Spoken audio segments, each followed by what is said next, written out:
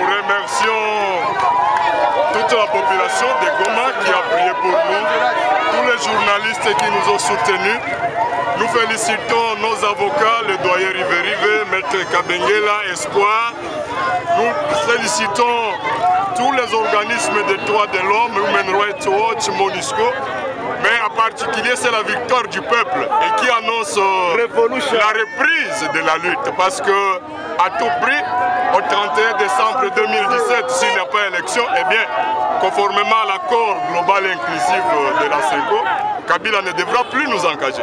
Et donc nous voulons encourager tout le monde. Si nos pères ont lutté pour obtenir l'indépendance, si nos aînés ont lutté pour faire partir le RCD, le M23, nous n'avons pas le droit à l'erreur pour baisser le bras. Nous remercions également la Cour d'appel qui nous a rendu justice, qui a reconnu qu'il appartient au peuple de manifester. Bref, nous lançons un encouragement au peuple. Que personne ne se décourage, nous devrons reprendre la lutte de manière la plus belle pour obtenir la victoire. 10 mois de prison, on peut dire que c'était une détention légale? Non, c'était vraiment arbitraire parce que la Cour a dit le droit et elle a déclaré que nous étions complètement innocents. Nous avons simplement rappelé à M. Kabila que son dernier mandat était terminé et la Cour n'a pas vu d'erreur à cela. Et donc, nous devons reprendre la lutte de la manière la plus déterminée. Monsieur Kassekwa, 9 mois en prison, qu'est-ce que ça fait? 9 mois en prison, c'est d'abord de la douleur. Les gens souffrent en prison, les gens meurent de faim. 3-4 jours, on appelle des citoyens congolais de Gonda. Et ça, pour moi, cette expérience que j'ai vécue me révolte davantage. Donc, qu'il pleuve, qu'il neige, nous devons nous unir, nous serrer les coudes avec tous les citoyens, tous les mouvements citoyens, tous les partis politiques pour que les changements arrivent à tout prix dans notre pays. Avec joie, avec faste, par le peuple de Goma. Nous continuons toujours à garantir notre peuple que la lutte ne va pas s'arrêter du temps où Kabila continue toujours à marcher sur notre constitution.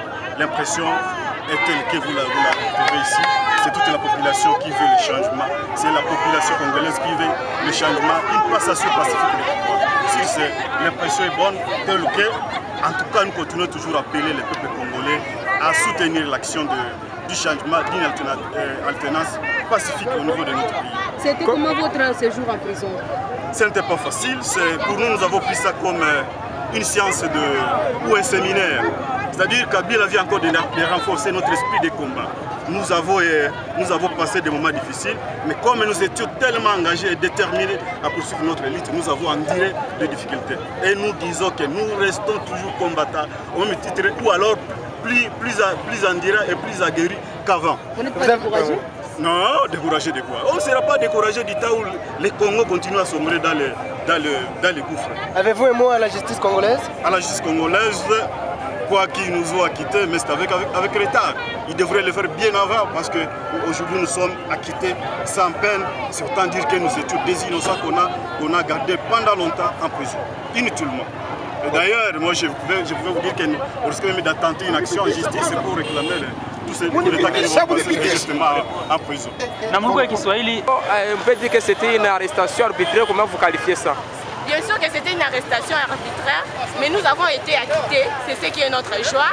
On n'a pas été inculpés, mais aussi en prison, j'ai beaucoup appris. J'ai vu le Congo en étant en prison. Pour vous, vous étiez une seule dame parmi les autres militants. Est-ce qu'on peut dire que la lutte continue? La lutte continue.